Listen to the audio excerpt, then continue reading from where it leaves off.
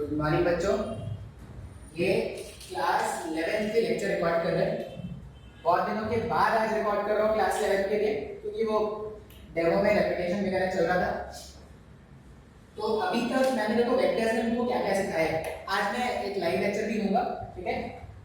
Vectors में तुमको क्या क्या बताया अभी तक। वेक्टर्स में तुमको पता है कि वेक्टर्स होता क्या है। देखो, अगर तुमने इससे पहले वाले लेक्चर्स नहीं देखे हैं ना, तो तुम पहले लेक्चर्स देखो, बहुत जरूरी है। क्योंकि अगर तुम पहले वाले लेक्चर्स नहीं देख लोगे तो कुछ नहीं समझ में आने वाला। बहुत ही बेसिक सा चैप्टर है। सीक्वेंस से पढ़ते रहोगे तो वेक्टर बहुत ही आसान लगेगा, सीक्वेंस से नहीं पढ़ोगे तो वेक्टर बहुत ही मुश्किल है।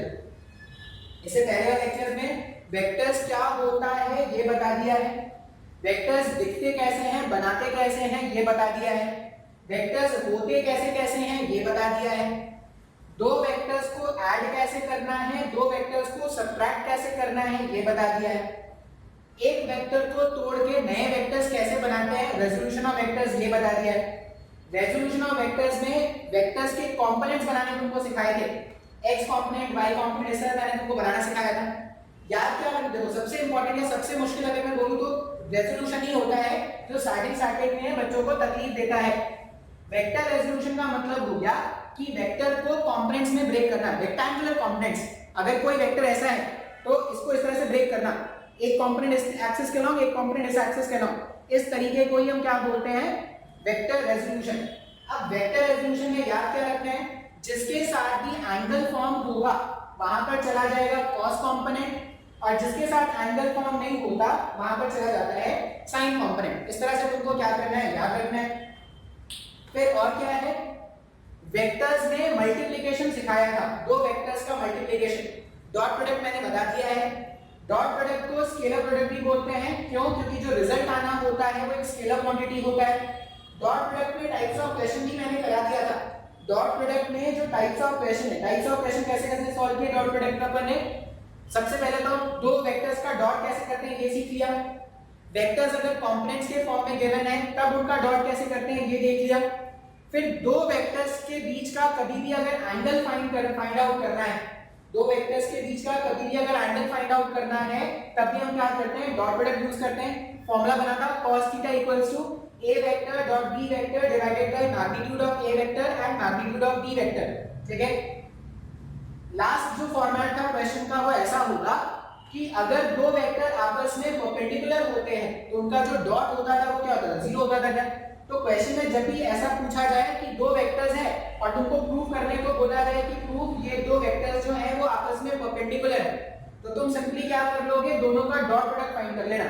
अगर दोनों का डॉट प्रोडक्ट जीरो आ जाए, ठीक है, समझ जाना दोनों वेक्टर्स आपस में क्या है, परपेंडिकुलर। इतना मैंने तुमको पढ़ा दिया है। क्रॉस प्रोडक्ट सिखा रहे थे, क्रॉस प्रोडक्ट क्या कर रहे थे, सिखा रहे थे। और डॉट प्रोडक्ट तो बहुत ही आसान होता है, क्रॉस प्रोडक्ट में डायरेक्शन होगा, इसलिए थोड़ा ये प्रॉब्लमेटिक है, ठीक है। तो क्रॉस प्रोडक्ट या क्रॉस प्रोडक्ट को क्या बोलते हैं, वेक्टर प्रोडक्ट। अब इसको वेक्टर प्रोडक्ट इसलिए बोला जाता है क्योंकि जब दो वेक्टर्स का क्रॉस करोगे, जैसे a vector cross b vector, जब आप ये सॉल्व करोगे ना तो जो रिजल्ट आता है वो कुछ ऐसा होता है। बाय डेफिनेशन रिजल्ट क्या होता है, a into b sin theta और ये n क्या। अब ये a क्या है सर, तो यहां पर a जो है मैग्नीट्यूड ऑफ फर्स्ट वेक्टर है, b क्या है, मैग्नीट्यूड ऑफ सेकेंड वेक्टर है, और थीटा, थीटा क्या है, theta is the vector angle. Vector angle मतलब दो टेल्स के बीच का angle. Theta is the vector angle between a and b। अब मैंने बोला कि ये जो है a क्रॉस b, इसको सॉल्व करने पे जो रिजल्ट आएगा वो एक वेक्टर क्वांटिटी आएगा। वेक्टर क्वांटिटी आएगा मतलब मैग्नीट्यूड भी होगा, डायरेक्शन भी होगा क्या। तो ये जो a b sin थीटा है ना, ये क्या है, a vector cross b vector का मैग्नीट्यूड है। जब भी तुमको ऐसा पूछा जाए, जब भी तुमसे ये पूछा गया है कि magnitude of a vector cross b vector, तो सिंपली ये लिख देना, सिंपली क्या लिख दोगे, a b sin theta magnitude of a vector. ये इसको मॉड बोलते हैं ना, तो कभी भी अगर ऐसा बोला जाए magnitude of a vector cross b vector, उसको सिंपली लिख देना a into b sin theta. अब सर ये n कैप क्या है, ये जो n कैप है वो क्या है? तो मैंने तुमको यूनिट वेक्टर बताया था, किसी भी वेक्टर में या किसी भी लेटर में कुछ भी अगर कैप लगा होता है तो वो एक यूनिट वेक्टर को रिप्रेजेंट करता है क्या? तो यहाँ पर जो n कैप है ना, ये n कैप क्या है? यहाँ पर n cap is a unit vector, n cap is a unit vector perpendicular to the plane of vector a and b. इतना अपने को याद रख लेना है, ठीक है? इतना अपने को याद रख लेना है। अगर इतना अपन ने याद रख लिया ना तो क्वेश्चन सॉल्व करना आसान हो जाएगा। पहले तो डेफिनेशन याद रख लो, a क्रॉस b वेक्टर का definition, a vector cross b vector कभी भी अगर सॉल्व करना है तो लिख देंगे ab sin theta n cap. अब ab sin theta is the magnitude part, magnitude of vector a cross vector b, and n cap जो है वो क्या है? n cap is the unit vector. अब मैंने यूनिट वेक्टर जब तुमको सिखाया था तो मैंने तुमको बताया था n कैप जो होता है वो डायरेक्शन को पॉइंट आउट करने के लिए होता है। जब भी मैं यूनिट वेक्टर फाइंड करूंगा, मैं फाइंड करूंगा डायरेक्शन, ठीक है? एक अलग सा लेक्चर होता है यूनिट वेक्टर में, क्रॉस प्रोडक्ट डॉट प्रोडक्ट हो जाएगा तो यूनिट वेक्टर ही पढ़ाता हूं मैं। अब n कैप क्या है? तो n कैप डायरेक्शन है यहाँ पर, ठीक है? और n कैप का मतलब है is a unit vector perpendicular to the plane of vector a and b। अब पहले ना ये डायरेक्शन वाला खेल खेल लेते हैं। a vector cross b vector में जो डायरेक्शन वाला खेल है पहले वो खेल लेते हैं, फिर बाद में क्या करेंगे? मैग्नीट्यूड वाला खेल खेलेंगे, क्योंकि ना डायरेक्शन वाला जो खेल है वही मुश्किल होता है, मैग्नीट्यूड वाला खेल तो बहुत ही आसान है। अब मैग्नीट्यूड वाला खेल आसान क्यों है? क्योंकि sir A B cos theta जैसा सॉल्व करना तो पहले ही सीख लिया है। अब ए बी cos थीटा का अगर सॉल्व करना पहले ही सीख लिया है तो A B sin theta solve करने कौन सा प्रॉब्लम होगा? तो हम क्या करते हैं, पहले डायरेक्शन वाला खेल खेल लेते हैं, फिर हम कौन सा खेल खेलेंगे? मैग्नीट्यूड वाला, ठीक है? क्योंकि ज्यादा कंफ्यूजन जो होता है वो डायरेक्शन में ही होता है, मैग्नीट्यूड बहुत ही आसान है। मैं ऐसा करता हूं, मैं स्क्रीन पॉज करके पहले इसको इरेज कर लेता हूं, फिर आगे पढ़ाता हूं। देखो इस तरह से दो वेक्टर्स गिवन है, वेक्टर a और वेक्टर b, और अपने को क्या जानना है? अपने को a vector cross b vector का डायरेक्शन जानना है। a vector cross b vector का डायरेक्शन फाइंड कर रहे हैं हम, ठीक है? मैग्नीट्यूड पे बात ही नहीं कर रहे हैं हम, सिर्फ किस पे बात करने वाले हैं? डायरेक्शन पे। अब डायरेक्शन की हमें क्या करना है? n कैप ढूंढना है क्या? n कैप मैंने बताया था, n cap is a unit vector perpendicular to the plane of vector a and vector b। अब अगर तुम ध्यान से देखोगे तो a और b का जो प्लेन है वो ये वाई कोड है क्या? a वेक्टर और b वेक्टर का जो प्लेन है वो वाई कोड है, तो वाई कोड से परपेंडिकुलर, वाई कोड से परपेंडिकुलर मतलब या तो व्हाइट बोर्ड के बाहर तुम्हारी तरफ या व्हाइट बोर्ड के अंदर तुमसे दूर, यही हो सकता है क्या? n कैप अगर मैं बोलता हूं कि n cap is a unit vector perpendicular to the plane of a and b, तो वो जो n कैप है वो बाहर की तरफ हो सकता है या n कैप जो है वो अंदर की तरफ हो सकता है, यही तो दो डायरेक्शन हो सकते हैं ना। अब शायद मैंने ऐसा कुछ तुमको पहले भी सिखाया था, दोबारा से बस इसलिए बता रहा हूं कि तुम्हारा काम आसान हो जाए, ठीक है? क्योंकि बहुत पहले मैंने सिखाया ये सब। अब अगर n कैप बाहर की तरफ भी हो सकता है, n कैप अंदर की तरफ भी हो सकता है, तो कौन सा भाई? अब एक वेक्टर तो कोई एक ही डायरेक्शन होगा, ऐसा तो होगा नहीं कि एक वेक्टर के 1000 डायरेक्शन हो सकते हैं। अब a क्रॉस b को सॉल्व करने के बाद रिजल्ट अगर एक वेक्टर क्वांटिटी आता तो उसका डायरेक्शन भी क्या होगा? एक ही कोई डायरेक्शन होगा ना, ऐसा तो नहीं कि 1000 डायरेक्शन हो सकते हैं उसके। अब मुझे a क्रॉस b का डायरेक्शन फाइंड करना है। मैंने बोला कि n कैप होता है, चलो मान लिया n कैप होता है, ठीक है? पूछोगे सर n कैप कौन सा? n कैप प्लेन के परपेंडिकुलर वाला, सॉरी बाहर की तरफ वाला या अंदर की तरफ वाला? तो पहले तो एक एरो रूल सीख लो। एरो रूल क्या होता है? अभी तुमने महाभारत रामायण या कुछ तो देखा होगा, ठीक है? गेम ऑफ थ्रोन्स कुछ तो देखा होगा तुमने, उसमें एरो, जो एरो होता है वो कुछ ऐसा दिखता है क्या? हाँ या ना? अब एरो का क्रॉस जो है वो रियर एंड है और डॉट जो है वो फ्रंट एंड है। जैसे तुमने अगर कभी स्टेशन बाई चांस तुमको मौका मिला हो, कभी स्टेशन गए हो, ठीक है? तुम अगर रेलवे स्टेशन गए हो, स्टेशन का मतलब पुलिस स्टेशन नहीं बोल रहा मैं, पुलिस स्टेशन चले गए, रात को ज्यादा दारू पी लिया, पुलिस स्टेशन चले गए, नहीं, रेलवे स्टेशन गए। अब रेलवे स्टेशन में बैठे हैं, ट्रेन आई है अपनी वाली, दूसरों की ट्रेन आके निकल गई, अपनी वाली ट्रेन नहीं आ रही। अब हमने क्या देखा, जो लास्ट वाला कंपार्टमेंट था ना ट्रेन का, जो ट्रेन हमसे गुजरी, जो लास्ट वाला ट्रेन था, उस लास्ट वाले ट्रेन के कंपार्टमेंट ये क्रॉस बना हुआ है। अब कंफ्यूजन हुआ साला, ये क्रॉस क्यों बना हुआ है? ट्रेन में क्रॉस बनाने का क्या मतलब है? तो ट्रेन पे क्रॉस इसलिए उन्होंने बनाया, क्रॉस का मतलब होता है तुमसे दूर। जब ट्रेन पटरी से होके तुमसे दूर निकल रही है, तुम्हें क्या दिख रहा है? क्रॉस दिख रहा है। क्रॉस का मतलब है तुमसे दूर। अब इसको एरो टूल क्यों बोलते हैं? मान लो ये जो एरो है, ठीक है, ये एरो तुमने चलाया मेरे ऊपर, ठीक है, चलाओ ना नैनो से बाहर, ये एरो तुमने चलाया मेरे ऊपर। क्यों चलाया? तुम त्रस्त हो गए हो कि फिजिक्स अभी तो साला स्टार्ट भी नहीं हुआ, इतना भी खाली लग रहा है फिजिक्स, तो तुमने ये एरो मेरी तरफ चलाया। अब जब तुम ये एरो मेरी तरफ फायर करोगे, ठीक है, तो जब तुम एरो मेरी तरफ फायर करोगे तुमको क्या दिखेगा? एरो का रियर एंड दिखेगा, तुमको एरो का ये वाला पार्ट दिखेगा ना, हाँ या ना? अब एरो का क्रॉस एंड दिख रहा है, इसका मतलब क्या है? एरो तुमसे दूर जा रहा है। तो जब भी मैं ऐसा दिखाऊंगा क्रॉस, मतलब क्रॉस का मतलब है हमसे दूर, हमसे दूर मतलब इनटू द प्लेन। अब 3 डायमेंशन डायग्राम बनाना बहुत ही मुश्किल होता है, इसलिए 2 डायमेंशन में क्या करेंगे? एरो टूल का हेल्प लेंगे। जब भी मैं ऐसे क्रॉस बना दूं, क्रॉस का मतलब है इनटू द प्लेन, प्लेन के अंदर। और मान लो अगर तुमने एरो चलाया तो मैं छोड़ दूंगा क्या तुमको? नहीं, ऐसा जल्दी मत करना भाई, मैं भी तुम्हारी तरफ एरो चलाऊंगा। अब जब एरो तुम तक पहुंच रहा होगा, तुम्हारी तरफ अगर एरो आ रहा है, तो एरो का तुमको टिप दिखेगा क्या? अब टिप का मतलब है, मान लो एरो ऐसे आ रहा है, ये एरो आ रहा है, तो तुमको एरो का टिप दिख रहा है ना? एरो का टिप दिख रहा है, इसका मतलब out of the plane, out of the plane. Cross का मतलब इनटू द प्लेन, डॉट का मतलब आउट ऑफ द प्लेन। बिल्कुल सही सर। अब ऐसा क्यों होता है? क्योंकि परपेंडिकुलर, अगर ये प्लेन है तो प्लेन के परपेंडिकुलर क्या हो सकता है? या तो डॉट हो सकता है या क्रॉस हो सकता है। क्या? डॉट मतलब बाहर की तरफ, क्रॉस मतलब अंदर की तरफ।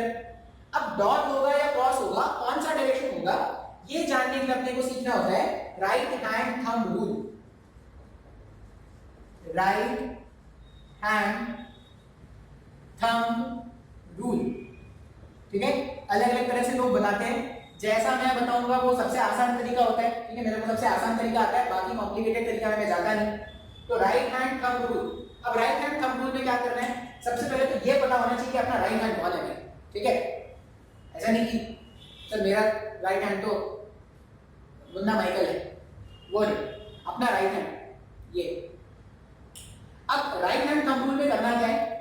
मुझे a क्रॉस b का डायरेक्शन फाइंड करना है। तुम इसका डेफिनेशन भी लिखा होता है, मैं डेफिनेशन में नहीं लिखना आने वाला, मैं बताऊंगा कि यूज कैसे करते हैं। आपको क्या करना है, जो अब जैसे मुझे डायरेक्शन किसका फाइंड करना है, यहाँ पर a vector cross b vector का डायरेक्शन फाइंड करना है।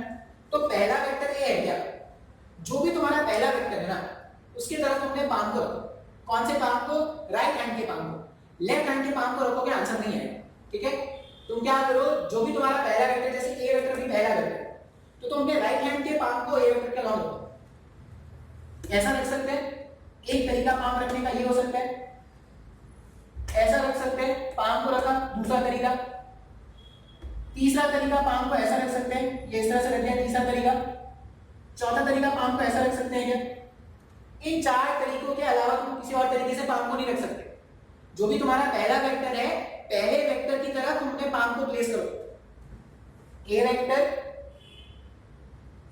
सॉरी, या तो ऐसा, ऐसा, ऐसा, ऐसा, ये 4 तरीकों से तुम क्या कर सकते हो, पाम को ए वेक्टर के अलाउंग प्लेस कर सकते हो।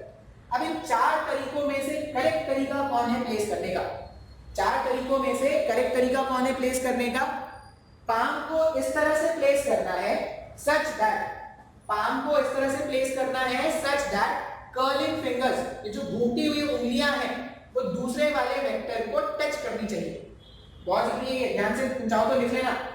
पाम को इस तरह से प्लेस करना है सच दैट ये जो घूमती हुई उंगलियां हैं वो सेकंड वाले वेक्टर को टच कर सके। तो देखते हैं सर जी, ए वेक्टर था, मान लो मैंने ऐसा रखा, ए वेक्टर मैंने ऐसा रख दिया। अब ये जो घूमती हुई उंगलियां हैं, अगर इसमें उंगलियां घुमाओगे तो ये जो घूमती हुई उंगलियां होती है वो प्लेन के अंदर चली जाती है। मान लो ऐसा रखा हुआ है और ये पूरा जो व्हाइट बोर्ड है वो लिक्विड से बना हुआ है, तो तुम ये अगर उंगलियां घुमाते, पाम को अगर तुमने ऐसा रखा है, उंगलियां घुमाते तो वो क्या होता, प्लेन के अंदर चला जाता ना। अगर वो प्लेन के अंदर चला गया तो बी वेक्टर को टच कर पाया क्या? नहीं, तो ये सही तरीका नहीं है। मैंने क्या बोला, पाम को अगर ऐसा रखोगे, ये घूमती हुई उंगलियां क्या होगी, अंदर चली गई। अगर ये घूमती हुई उंगलियां अंदर चली गई तो तुमने बी वेक्टर को तुम टच कर पाए क्या? नहीं सर, बी वेक्टर को टच नहीं हुआ, मतलब ये सही तरीका नहीं था पाम को रखने का, ठीक है। मान लो ऐसा रखते हैं, अब अगर ऐसा रखोगे तो ये जो पाम है वो बाहर की तरफ आ रहा है क्या? अगर ये जो घूमती हुई उंगलियां है सर, ये जो घूमती हुई उंगलियां वो बाहर आ रही है, तो अब तुम बी वेक्टर को टच कर पा रहे हो क्या? नहीं, वो तो बाहर घूम के इधर बाहर आ रही है। थंब का डायरेक्शन तो देख लेना अभी, घूमती हुई उंगलियों का डायरेक्शन देखने बोल रहा हूं मैं, तो घूमती हुई उंगलियों का डायरेक्शन बाहर की तरफ आ रहा है, तो अभी बी वेक्टर टच नहीं हुआ। मान लो ऐसा रख दिया, दूसरा तरीका ही फेल हो गया, ऐसा रख दिया। अब अगर ये उंगलियां घूमती, इधर घूम के इसको बी मिल रहा है क्या? नहीं मिल रहा है, तो ये क्या करेगा? इधर घुमाना पड़ेगा। लेकिन अगर तुमको इधर घुमाना पड़ेगा ना उंगलियों को, तो तुमको अपनी उंगलियों को तोड़ना पड़ेगा, तुम्हारी उंगलियां टूटेगी तब जाके बी को टच कर पाएंगी। अब एक बार ये टूट गई अगर, तो एक बार तो तुमने रूल यूज कर लिया, आगे से रूल यूज कर पाओगे क्या? नहीं। तो फिजिक्स पढ़ने में तुमको शहीद नहीं होना है, तो ऐसा कुछ रूल होना चाहिए जो हमेशा यूज कर सके, जीवन काल तक यूज कर सके। ऐसा नहीं कि एक बार यूज किया और खत्म, लाइफ खत्म, ऐसे तो फिजिक्स पढ़ना ही छोड़ देंगे लोग। तो ऐसे भी नहीं कर सकते। क्यों नहीं रख सकते? क्योंकि फिंगर्स ऐसे घूम रही थी, अब ये घूमती हुई उंगलियां बी वेक्टर को नहीं टच कर पा रही, तो फिंगर को कैसे रखना है? पाम को ऐसा रख देते हैं। अब देखो, ये जो फिंगर घूमेगी, ये घूमती हुई उंगलियां ये सेकंड वाले वेक्टर को टच कर सकती हैं क्या? अगर ये सेकंड वाले वेक्टर को टच कर सकती हैं, मतलब पाम रखने का ये सही तरीका था। ठीक है, कंडीशन क्या है? पाम को इस तरह से पहले वेक्टर में प्लेस करो सच दैट घूमती हुई उंगलियां सेकंड वाले वेक्टर को टच कर सके। इस तरह से रखेंगे तो ये घूमती हुई उंगलियां सेकंड वाले वेक्टर को टच कर पा रही है। अब थंब का डायरेक्शन देखो, थंब क्या हो रहा है? अंदर की तरफ जा रहा है। अगर थंब का डायरेक्शन अंदर की तरफ है, इसका मतलब ए क्रॉस बी का डायरेक्शन क्या है? सिर्फ डायरेक्शन लिख रहा हूं, ए क्रॉस बी का डायरेक्शन अंदर की तरफ, अंदर की तरफ का मतलब क्रॉस यूज करेंगे क्या? ये क्रॉस डॉट प्रोडक्ट के लिए, ये क्रॉस जो है, ये क्रॉस क्रॉस प्रोडक्ट का साइन है, और ये क्रॉस क्या है? ये डायरेक्शन है। इसका मतलब क्या है? प्लेन के अंदर, इनटू द प्लेन। सर मेरे को नहीं समझ में आया सर। हमने क्या बोला? पाम को इस तरह से प्लेस करो सच दैट कर्लिंग फिंगर सेकंड वाले वेक्टर को टच कर सके। थंब का जो भी डायरेक्शन आएगा वो क्या होगा? ए क्रॉस बी वेक्टर का डायरेक्शन। क्लियर है क्या? हाँ या ना? मान लो एक और एग्जांपल इसमें देखें। मान लो मुझे B vector cross A vector calculate करना है। अब अगर मुझे B vector cross A vector calculate करना है, तो इस बार जो पहला वेक्टर है वो बी वेक्टर है क्या? अगर पहला वेक्टर बी वेक्टर है तो पाम को बी वेक्टर में रखोगे। अब अगर इस तरह से रखोगे तो ये जो घूमती हुई उंगलियां होंगी वो प्लेन के अंदर चली जाती, वो तो टच नहीं कर पा रही। ऐसे रखोगे तो घूमती हुई उंगलियां बाहर आ रही है, वो भी टच नहीं कर पाएंगी। ऐसे रखते अगर, तो ये घूमती हुई उंगलियां जो ए वेक्टर को टच कर पाएंगी क्या? अगर घूमती हुई उंगलियां ए वेक्टर को टच कर पाएंगी, इसका मतलब ये सही अरेंजमेंट है क्या रखने का? अब इस केस में अगर आप थंब को देखोगे, थंब बाहर की तरफ पॉइंट कर रहा है। अगर थंब बाहर की तरफ पॉइंट कर रहा है, मतलब B vector cross A vector का डायरेक्शन क्या है? डॉट। अभी डॉट प्रोडक्ट के लिए नहीं है, ये किसके लिए है? ये आउट ऑफ द प्लेन के लिए है। आई होप ये समझ में आया होगा। समझ में आया क्या ये? अच्छा, इसी को पहचानने का एक और तरीका होता है मैक्सवेल ढक्कन रूल। मैक्सवेल स्क्रू रूल के नाम से तुमको बुक में मिलेगा, मैक्सवेल ढक्कन रूल। अब ढक्कन रूल क्यों बोलते हैं? एक बॉटल लेना, बॉटल के ढक्कन को खोल के देखो। जब तुम बॉटल के ढक्कन को ऐसे क्लॉकवाइज घुमाते हो ना, ऐसे ऐसे बॉटल के ढक्कन को ऐसे क्लॉकवाइज घुमाते हो, तो क्लॉकवाइज घूमने से वो क्या होता है? वो नीचे जाता है। और जब तुम उसको एंटी क्लॉकवाइज घुमाते हो तो ऊपर आता है। इफेक्ट अगर देखोगे, घर में बॉटल तो होगा ही, ठीक है? इतनी गर्मी नहीं चाहिए होगी कि बॉटल भी नहीं है घर में। सर बॉटल, हमने तो बॉटल कभी देखा नहीं सर, बॉटल क्या होता है सर जी? कोई भी बॉटल उठा लेना, दारू की बॉटल मत उठा लेना बस, और उसको उसके ढक्कन को खोले देखो। अब जब तुम ढक्कन को ऐसे घुमाओगे क्लॉकवाइज सेंस में, जब ढक्कन क्लॉकवाइज सेंस में घूमता है तो उसका इफेक्ट क्या होता है? अंदर चला जाता है। वो जो कैप है, कैप बंद होता है। उसी ढक्कन को जब तुम एंटी क्लॉकवाइज में घुमाते हो, ऐसे ऐसे एंटी क्लॉकवाइज सेंस में घुमाते हो, तो वो ऊपर आएगा। अब ऐसा क्यों बता रहे हैं? मैक्सवेल ढक्कन को क्यों बता रहे हैं? यहाँ पे ध्यान से देखो। मान लो मुझे मैं पहले वाले वेक्टर का डायरेक्शन फाइंड करना चाहता हूँ, ए वेक्टर क्रॉस बी वेक्टर। ए से बी आना है क्या? अब ए से बी आने का सेंस ऑफ रोटेशन देखो कैसा है। अगर मुझे ए से बी आना है, ए से बी आना है, तो ये सेंस ऑफ रोटेशन क्लॉकवाइज है क्या? अगर ए से बी आने का सेंस ऑफ रोटेशन क्लॉकवाइज है, तो अगर ये क्लॉकवाइज घूम रहा है, तो क्लॉकवाइज घूमने का मतलब इफेक्ट अंदर चला जाएगा क्या? अगर क्लॉकवाइज घूमते हैं तो इफेक्ट अंदर चला जाता है। ऐसे ऐसे घुमा के देखना, जो कर्लिंग फिंगर उसको घुमा के देखना, थंब जो पॉइंट करेगा वो क्या हो जाएगा? तुम्हारा डायरेक्शन जाएगा। अगर ये ए से बी ऐसे क्लॉकवाइज घुमा, तो क्लॉकवाइज घूमने पे इफेक्ट अंदर चला जाता है। थंब से आपको पता चल जाएगा, थंब ऐसा घुमा, इफेक्ट अंदर। अब थंब अगर ऐसा घुमा, इफेक्ट अंदर है, इसका मतलब क्या हो जाएगा? ए क्रॉस बी का डायरेक्शन क्रॉस लिखेंगे क्या? Into the plane. अब अगर मुझे बी क्रॉस ए फाइंड करना होता, तो बी क्रॉस ए के जाने का डायरेक्शन ये था क्या? बी से ए जाना है। अब अगर बी से ए जाना है तो ये एंटी क्लॉकवाइज घूम रहे हैं क्या? अगर बी से ए जाने में एंटी क्लॉकवाइज घूमोगे तो इफेक्ट क्या हो जाएगा? बाहर हो जाएगा। तो तुमको जो तरीका आसान लगे ना, तुमको राइट हैंड थंब रूल आसान लगे तुम वो यूज करो, तुमको मैक्सवेल ढक्कन रूल या मैक्सवेल स्क्रू रूल आसान लगे तुम वो यूज कर लो, जो अच्छा लग रहा है वो यूज कर लो, लेकिन डायरेक्शन फाइंड आउट करना आना चाहिए। क्लियर है क्या? हाँ या ना?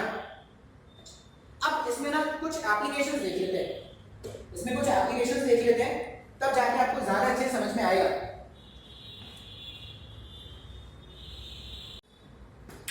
देखो कुछ एप्लीकेशन देखते हैं। अभी सिर्फ डायरेक्शन कैलकुलेट करना सीख रहे हैं, मैग्नीट्यूड के बारे में नहीं सोचेंगे अभी। मान लो क्वेश्चन है, क्वेश्चन नंबर 1, सिर्फ डायरेक्शन फाइंड आउट कर रहे हैं, आई कैप क्रॉस जे कैप। मुझे क्या करना है, इसका डायरेक्शन फाइंड करना है। आई कैप क्रॉस जे कैप का मुझे डायरेक्शन फाइंड करना है। अब पहला वेक्टर है आई कैप, दूसरा वेक्टर है जे कैप। तो क्या करेंगे, पाम को रखेंगे आई कैप के along such that curling fingers जो होंगे वो सेकंड वाले वेक्टर को टच करने चाहिए। थंब जिस भी डायरेक्शन में पॉइंट आउट करता है वही इसका डायरेक्शन हो जाएगा। मैं दोनों रूल्स आपको बता दूं। पहला वेक्टर है आई कैप, तो आई कैप के अलाउंग पाम को रखना है, या तो ऐसा रख दो, ऐसा रख दो, ऐसा रख दो, ऐसा रख दो, ये चार तरीके से रख सकते हैं। अगर पाम को इस तरह से रखना है सच दैट जो घूमती हुई उंगलियां हैं, जो घूमती हुई उंगलियां हैं वो क्या कर सके दूसरे वाले वेक्टर को टच कर सके।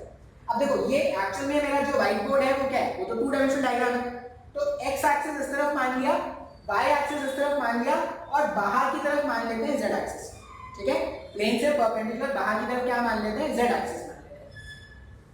मुझे फाइंड करना है आई कैप क्रॉस जे कैप।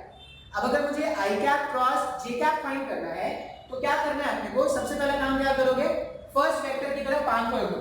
इस तरह से मैंने रख दिया। अब ऐसा क्यों रखा है तुमको समझ में आ जाएगा।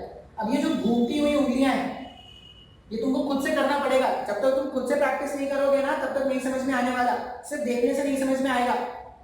एक मैं बता दे रहा हूं अभी, उसके बाद जब मैं एग्जांपल्स दूंगा तो पहले आप खुद से ट्राई करना, फिर वीडियो देखना।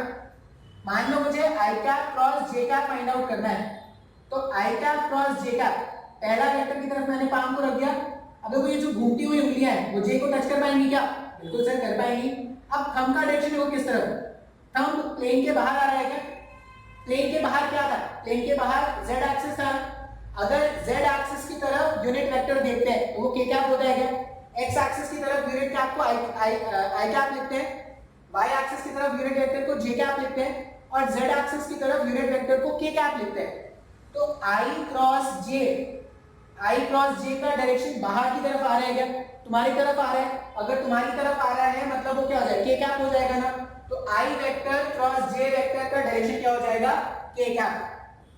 मैं सिर्फ डायरेक्शन लिख रहा हूं, मैग्नीट्यूड के पीछे भी नहीं भाग रहा। मैग्नीट्यूड क्या होगा कैसे होगा बाद में देखेंगे। अभी सिर्फ क्या लिख रहे हैं, आई वेक्टर क्रॉस जे वेक्टर का डायरेक्शन लिख रहे हैं। अब तुम सेकंड वाला तरीका मैक्सवेल ढक्कन रूल, आई से जे की तरफ मूव करना है। अगर आई से जे तक मूव करना है तो सेंस ऑफ रोटेशन क्या होगा, सेंस ऑफ रोटेशन क्या एंटी क्लॉकवाइज हो रहा है क्या। अगर sense of rotation anti clockwise है तो इफेक्ट बाहर चला जाएगा। Sense of rotation anti clockwise effect बाहर हो गया ना, इफेक्ट बाहर मतलब के कैप होता है। हाँ या ना, सही। आई कैप थंब रूल से तो ज्यादा आसान मैक्सवेल ढक्कन रूल लग रहा है, तुमको जो लगा है वो यूज करो, तुम्हारी मर्जी। ठीक है, मान लो मैं बोलता कि तुमको क्या करना है, ये फाइंड करना है जे कैप क्रॉस के कैप। अब स्क्रीन को पॉज करना और खुद से ट्राई करना। पहले तो जे कैप क्रॉस के कैप अगर तुमको करना है, आई होप तुमने खुद से ट्राई किया होगा। जो भी आंसर आया है क्या करते हैं, मैच कर लेते हैं। जे कैप क्या है, जे कैप जो वेक्टर है वो ऊपर की तरफ है क्या, जे कैप जो वेक्टर है वो ऊपर की तरफ है। अब पाम को इस तरह से रखना है कि सच दैट कर्लिंग फिंगर्स जो है, कर्लिंग फिंगर्स क्या कर सके, दूसरे वाले वेक्टर को टच कर सके। दूसरा वेक्टर से प्लेन से बाहर आ रहा है, अगर प्लेन से बाहर आ रहा है तो कर्लिंग फिंगर्स ऐसे घूमेंगी क्या, नहीं ऐसे समझ में। ये ध्यान से देखो भाई साहब, ये जे वेक्टर ऊपर की तरफ था, अब पाम को जे वेक्टर की तरफ ऐसे रखना है सच दैट कर्लिंग फिंगर्स, ये घूमती हुई उंगलियां जो है, ये घूमती हुई उंगलियां जेड को टच करे। तो जेड तो बाहर की तरफ आ रहा था, अगर जेड बाहर की तरफ चाहिए तो इस तरह से कर्लिंग फिंगर्स बनाते। थंब किधर पॉइंट कर रहा है, थंब आई कैप की तरफ पॉइंट कर रहा है। इसका मतलब जब भी मैं जे वेक्टर क्रॉस के कैप वेक्टर फाइंड करूंगा तो डायरेक्शन क्या आ जाएगा, आई कैप आ जाएगा। सर ये मैक्सवेल रूल से बताओ मेरे को, ढक्कन रूल से बताओ मेरे को। ये जे वेक्टर इधर है, के वेक्टर इधर है, सेंस ऑफ रोटेशन ऐसा है क्या, देखो तो सेंस ऑफ रोटेशन ऐसा है ना। अगर सेंस ऑफ रोटेशन ऐसा है, ये इस तरह से बन रहा है, पता नहीं वो स्क्रीन में आ रहा है कि नहीं। अगर ये इस तरह से बन रहा है तो क्या है, एंटी क्लॉकवाइज है। अगर एंटी क्लॉकवाइज है इफेक्ट इधर चला जाएगा, ऐसा घूम जाओ इधर, तो इसमें आंसर क्या हो जाएगा, जे कैप क्रॉस के कैप कितना हो जाएगा, आई कैप। और देख लेते हैं सर, मान लो मुझसे बोला गया होगा के कैप क्रॉस जे कैप ढूंढने को, इसका एक वैसे मैं आसान तरीके बता दूंगा, लेकिन अभी ये समझने के लिए बता रहे हैं, डायरेक्शन समझने के लिए। मान लो मुझे के कैप क्रॉस जे कैप का डायरेक्शन ढूंढना है। अब पहला वेक्टर क्या है, पहला वेक्टर प्लेन के बाहर है क्या, इस तरह से ना प्लेन के बाहर, ये के कैप बाहर की तरफ और के कैप क्रॉस जे कैप करना है अपने को। तो देखो के कैप बाहर की तरफ, जे कैप ऊपर है क्या, ऐसे ये के कैप की तरफ पाम को रख दिया, और ये जो कर्लिंग फिंगर्स जब ऊपर घूमती तो ये क्या करते हैं, ये जे कैप को टच कर लेती है क्या, या आप ऐसा समझो जे के से जे की तरफ मुड़ना है तो सेंस ऑफ रोटेशन ऐसा होता क्या, ऐसा सेंस ऑफ रोटेशन होता ना, ये इस तरह से सेंस ऑफ रोटेशन होता। अगर ये सेंस ऑफ रोटेशन है तो डायरेक्शन इधर चला जाता है क्या, अच्छा ये डायरेक्शन कौन सा है, माइनस आई कैप है ना, अगर ये प्लस आई कैप है तो ये माइनस आई कैप हुआ क्या इधर। आपको एकदम ध्यान से देखना है, मुझे क्या फाइंड करना था, के कैप क्रॉस जे कैप, पहला वेक्टर है के कैप और कर्लिंग फिंगर्स ऐसी बनती, तब जो जे को टच कर पाती ना, तो थंब उधर पॉइंट कर रहे हैं, या सेंस ऑफ रोटेशन से सोचोगे तो ये ऐसा घूमते क्या, अगर ये ऐसा घूमते तो डायरेक्शन उधर जा रहा था, तो के कैप क्रॉस जे कैप को क्या लिख देंगे, माइनस आई कैप। तुमको अगर प्रॉब्लम हो रहा होगा, तुमको लग रहा है कि नहीं समझ में आ रहा है, तो तुम मुझसे पूछ लेना, लेकिन ये सब समझ में आना बहुत ज्यादा जरूरी है। अच्छा मान लो मैं बोलूं कि तुमको कैलकुलेट करना है आई क्रॉस के कैप, मान लो तुमको कैलकुलेट करना है आई वेक्टर क्रॉस के कैप वेक्टर। अभी देखो आई कैप वेक्टर इस तरफ है, ये आई कैप इस तरफ हो गया और के कैप बाहर की तरफ है। अगर मैं डायग्राम बताऊं तो ये जो के कैप वेक्टर है वो बाहर की तरफ है ऐसा, और आई कैप इस तरफ है। मैं पाम को अगर ऐसा रख दूंगा, पाम को ऐसा रख दूंगा तो ये कर्लिंग फिंगर्स जो है वो क्या कर लेंगे, वो के को टच कर लेंगे क्या, हाँ या ना। अब तुम एग्जैक्ट प्लेन में सोचो, ये x और ये z, ये जो प्लेन होगा वो एग्जैक्ट प्लेन है क्या, एग्जैक्ट प्लेन में अगर ये प्लेन है तो प्लेन के परपेंडिकुलर चाहिए, प्लेन का परपेंडिकुलर या तो ऊपर होता है या नीचे होता है क्या। अब ये जो प्लेन था xz प्लेन के ऊपर है के कैप, सॉरी y एक्सिस का पॉजिटिव, और ये एग्जैक्ट प्लेन के नीचे में क्या है, y एक्सिस का नेगेटिव है क्या। अब अगर तुम यहाँ पर i vector cross k vector करोगे तो i वेक्टर की तरफ मैंने पाम को इस तरह से रखा, कर्लिंग फिंगर्स ऐसे अगर घूमेंगी तब जाके वो k वेक्टर को टच कर पाएंगे ना। तो थंब क्या कर रहा है, नीचे की तरफ पॉइंट कर रहा है, अगर थंब नीचे की तरफ पॉइंट कर रहा है तो नीचे का डायरेक्शन क्या था, नीचे मेरे पास माइनस जे कैप है क्या, तो यहाँ पे आई कैप क्रॉस जे कैप क्या हो जाएगा, माइनस ऑफ जे कैप। तुम मैक्सवेल डेल्टा रूल लगाओ, आई से जे ऐसा मूव करते क्या, ये एग्जैक्ट प्लेन में आई से जे ऐसा कुछ मूव करते, अगर ऐसा कुछ मूव करते तो थंब नीचे चला जाता ना, थंब नीचे चला गया मतलब डायरेक्शन क्या हो गया, माइनस जे कैप। मुश्किल लग रहा है क्या, देखो जब तक ये डायरेक्शन फाइंड आउट करना नहीं सीखोगे तब तक कुछ भी नहीं समझ में आने वाला। अच्छा आई कैप क्रॉस के कैप माइनस जे कैप हो गया, और एक बता देते हैं इसे, आई के कर लिया, जे के कर लिया, आई जे कर लिया, ये करो जे कैप क्रॉस आई कैप, जे कैप क्रॉस आई कैप। अब जे कैप पहला वेक्टर है और आई कैप क्या है, दूसरा वेक्टर है। पाम को ऐसा रखोगे और आई कैप की तरफ मुड़ना है तो पाम ऐसा होना चाहिए क्या, इस डायरेक्शन में ऐसा होना चाहिए ना, जे कैप क्रॉस आई कैप, जे कैप क्रॉस आई कैप। तो ये अंदर की तरफ डायरेक्शन में पॉइंट कर रहा है ना, अंदर का डायरेक्शन मतलब वो के कैप हो गया क्या, माइनस में। समय को नहीं समझ में आया, देखो जे और आई का प्लेन ये व्हाइट बोर्ड है ना, अगर जे और आई का प्लेन ये व्हाइट बोर्ड है तो या तो इसके अंदर होना चाहिए या इसके बाहर होना चाहिए ना। तो जे क्रॉस आई डायरेक्शन अंदर चला गया क्या थंब का, अगर थंब का डायरेक्शन अंदर है तो वो क्या हो जाएगा, माइनस के कैप हो जाएगा, तो यहाँ पे लिख दो माइनस के कैप। अब इसमें सेंस ऑफ रोटेशन देखो, जे से आई अगर आप मूव करते, जे से आई अगर आप मूव करते तो इस तरह से मूव करते ना, जे से आई डायरेक्शन अंदर चला जाता तो माइनस के कैप। अब ये जो लेक्चर है ना, आज मैं ज्यादा नहीं पढ़ाऊंगा, ज्यादा इसलिए नहीं पढ़ाया क्योंकि ये समझ में आ जाना बहुत ज्यादा जरूरी है कि डायरेक्शन फाइंड आउट कैसे करना है। क्योंकि जब तक तुम वेक्टर्स में डायरेक्शन फाइंड आउट नहीं करना सीख पाओगे तब तक तुमको कुछ भी नहीं समझ में आने वाला। बहुत ज्यादा इंपॉर्टेंट है कि वेक्टर्स में डायरेक्शन कैसे फाइंड आउट करते हैं ये सीखिए। अगर मुझे डायरेक्शन फाइंड आउट करने आ गया तो क्रॉस प्रोडक्ट में कोई भी प्रॉब्लम नहीं होगा। मैं थोड़ा सा बस मैग्नीट्यूड के बारे में बता दूंगा, 5 मिनट या 10 मिनट हार्डली, और इतना ही रहने देंगे आज के लेक्चर, ठीक है। क्योंकि आज मैग्नीट्यूड अगर बता दूं तो कल से शायद क्वेश्चन सॉल्व कर पाए इसमें। देखो अब क्या कर रहे हैं, मैग्नीट्यूड पार्ट के बारे में बात कर रहे हैं। तो इस तरह से अगर ये साइन लगा देते हैं मॉड, मॉड साइन को क्या बोलते हैं, मैग्नीट्यूड बोलते हैं ना। मैग्नीट्यूड कैलकुलेट करने का फॉर्मूला क्या है, A B sine theta. Magnitude calculate करने का फॉर्मूला है ए बी साइन थीटा, जहां पर ए होगा पहले वाले वेक्टर का मैग्नीट्यूड, बी होगा दूसरे वाले वेक्टर का मैग्नीट्यूड, और theta is the vector angle between A and B. Theta क्या है, थीटा जो है वो ए और बी के बीच का वेक्टर एंगल है। सबसे आसान केस मान लो देखते हैं, मान लो ऐसा लिखा है आई कैप क्रॉस आई कैप और इसका मैग्नीट्यूड जानना है। दो एक जैसे वेक्टर्स है आई कैप क्रॉस आई कैप और उसका क्या करना है, मैग्नीट्यूड जानना है। अब पहला वेक्टर भी आई कैप है, दूसरा वेक्टर भी आई कैप है। डेफिनेशन से जाते हैं। पहले वाले वेक्टर का मैग्नीट्यूड, आई कैप क्या है, यूनिट वेक्टर है क्या? अगर आई कैप यूनिट वेक्टर है तो इसका मैग्नीट्यूड क्या रखेंगे, 1। दूसरे वाले वेक्टर का मैग्नीट्यूड यूनिट वेक्टर है, मैग्नीट्यूड क्या रखेंगे, 1। अब ये क्रॉस जो है वो मल्टीप्लिकेशन वाला साइन है, यहाँ पर ये क्रॉस अलग है, ये मल्टीप्लिकेशन है। 1 multiply by 1 into sin theta. आई क्या, अब ये थीटा क्या होता है, वेक्टर एंगल होता है क्या? दो वेक्टर्स के टेल्स के बीच का जो एंगल होता है उसको बोलते हैं वेक्टर एंगल। तो आई कैप क्रॉस आई कैप, अगर आप आई कैप क्रॉस आई कैप का डायरेक्शन देखोगे तो एक वेक्टर इस तरफ, दूसरा वेक्टर भी इसी तरफ। दो पैरेलल वेक्टर्स के बीच में एंगल 0 होता है क्या? अगर दो पैरेलल वेक्टर्स के बीच में एंगल 0 डिग्री है तो आई कैप क्रॉस आई कैप के लिए जो डायरेक्शन लिखेंगे या जो थीटा लेंगे वो 0 लेंगे क्या?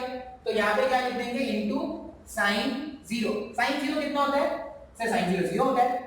अब 0 मल्टीप्लाई बाय एनी वैल्यू 0 हो गया क्या?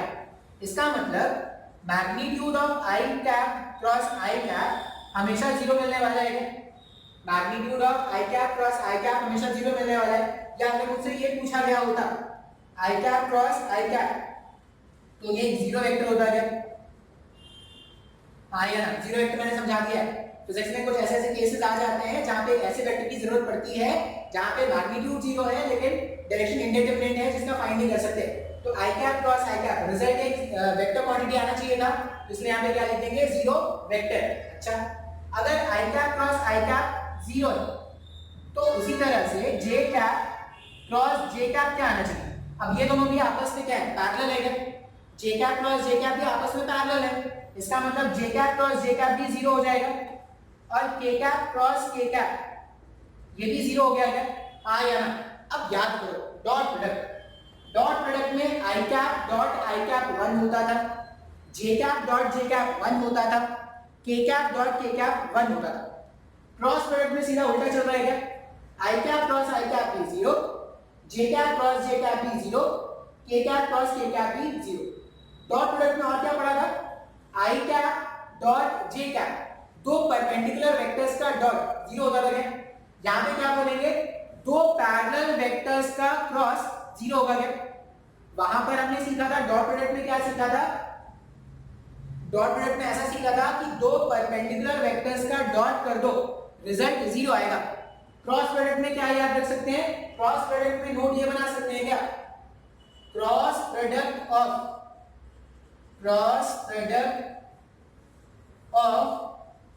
two parallel vectors will always be a zero vector।